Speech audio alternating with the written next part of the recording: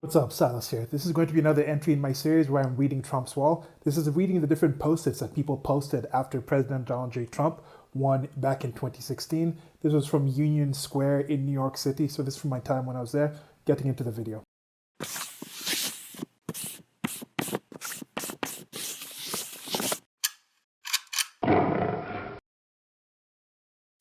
Some quick background on this. I was following the last presidential election very closely. I was very nervous about who's going to win, who's going to lose.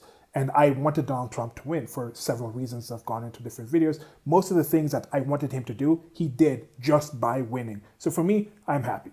Now I was thinking, what's going to happen now? What's going to happen from then? What I thought was going to happen with Donald Trump, did I actually foresee all that's happened since then?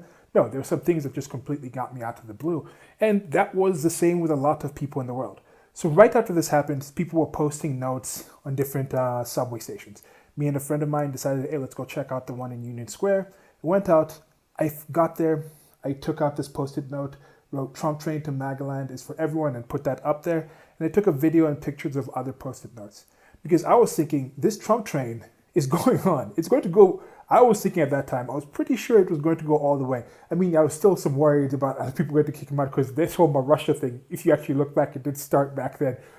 I could tell people disliked Trump. But I thought if he actually went through these things, he was going to get the second term.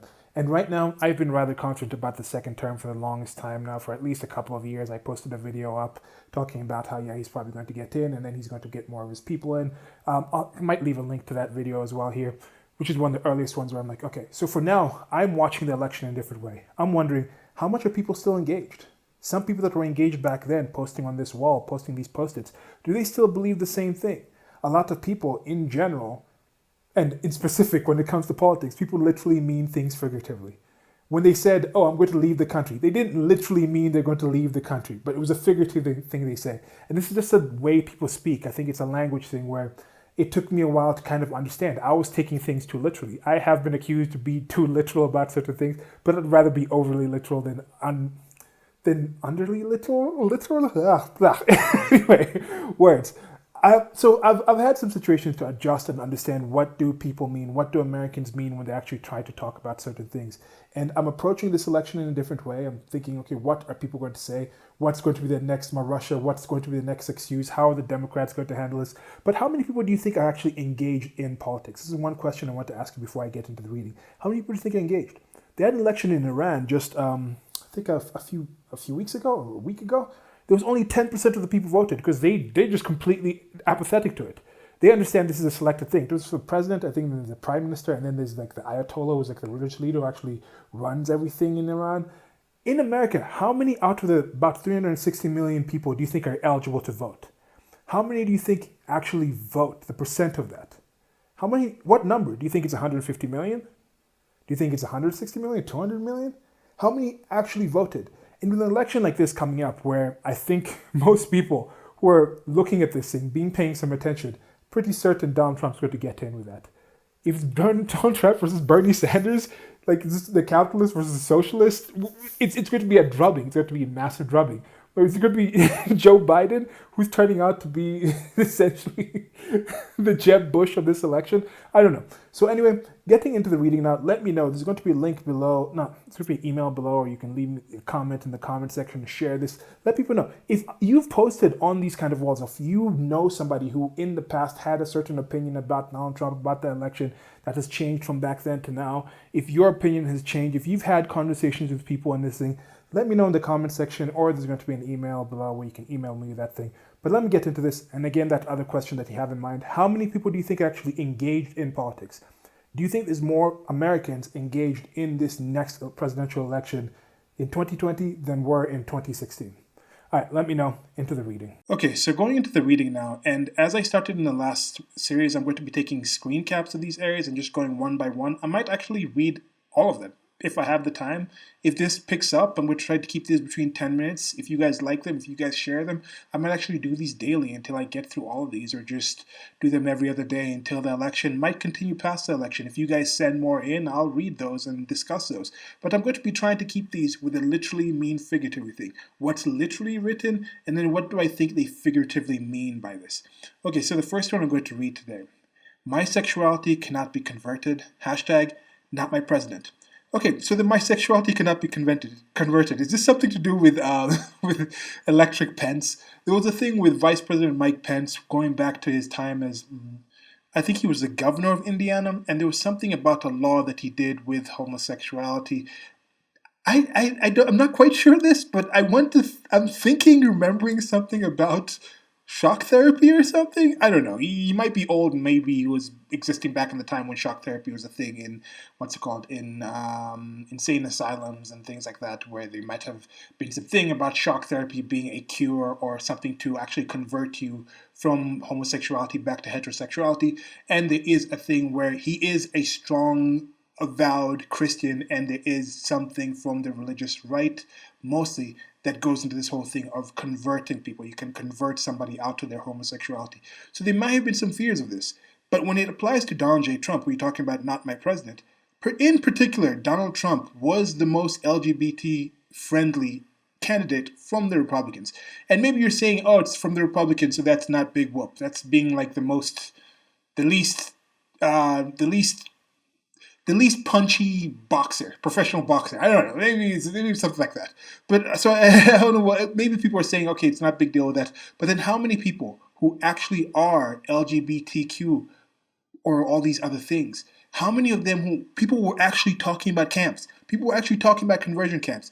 Now that those conversion camps haven't come, how many of you still think that? If you were somebody who thought this thing, why did this person post this? Did they think Donald Trump was going to convert them? Did they think this was going to embolden people to go out and be more into these conversion camps? That hasn't happened.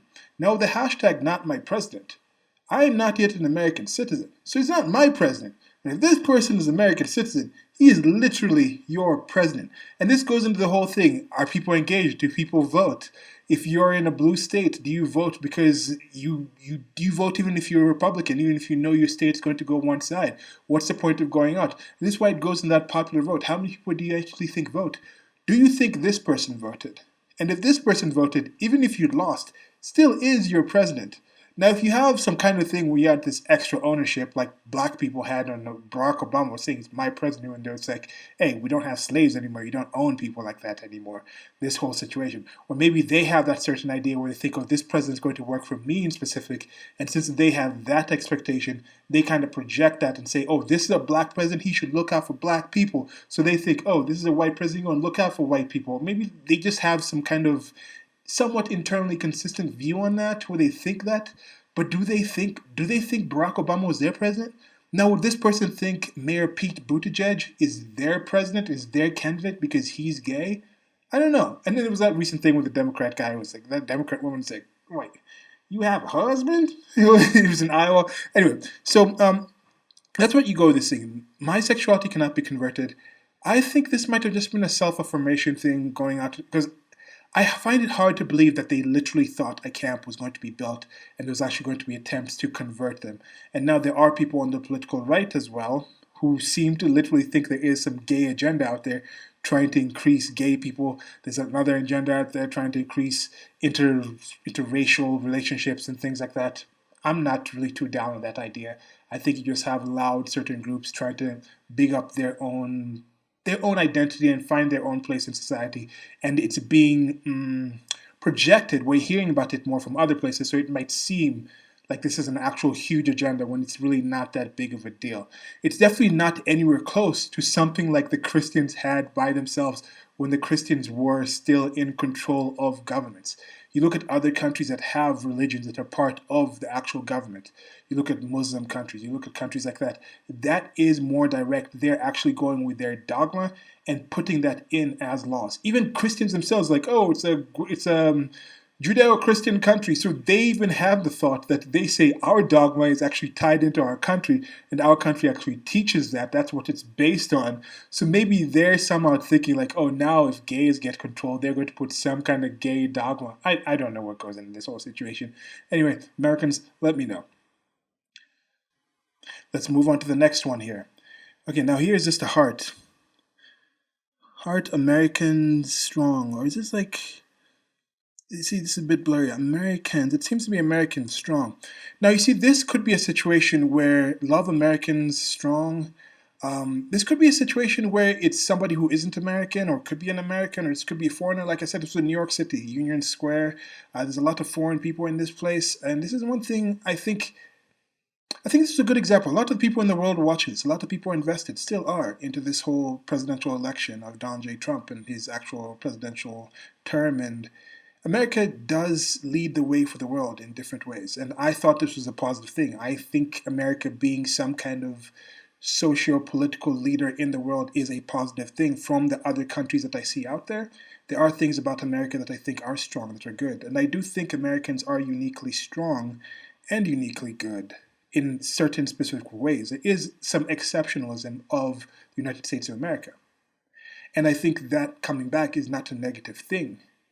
And I think with part of that, that's why I was wondering, the people who are panicking and thinking, what do they think of their country? How weak do they think America is that it would crumble over these things?